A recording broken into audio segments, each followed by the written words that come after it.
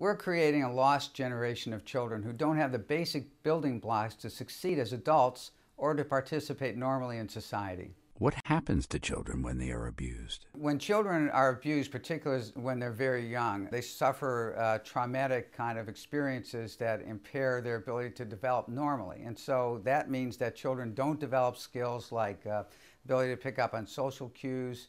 They lose IQ over time as they're being traumatized, and they don't grow as well as other children. And so the impact of trauma on children's development is extreme, particularly when they're very young.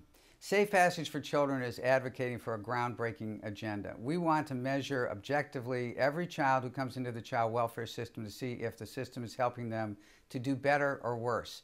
And this will help us move back into the leadership position that Minnesota enjoyed 10 years ago in child welfare. But more importantly, it's urgent because we need to help children in Minnesota who are victims of child abuse and neglect now and not 10 years from now.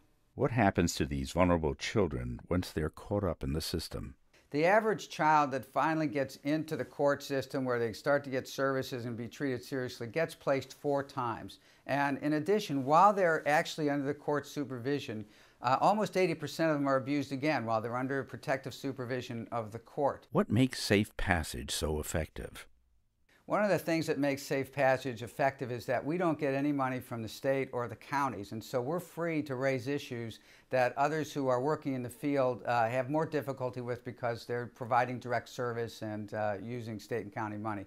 Another reason Safe Passage is effective is because we're volunteer-based. Our volunteers often are people who have worked with the child protection system and are concerned about what's going on, so there's a lot of energy behind their commitment.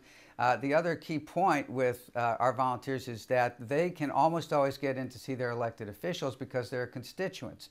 What can you do to help? Immediate things that volunteers can do include signing up for our e-brief, which is a weekly policy piece, and then they can retweet that or share it with friends and neighbors. Obviously donate funds, and the key thing is to volunteer time to go down to the legislature with us and meet with elected officials and talk about the concerns.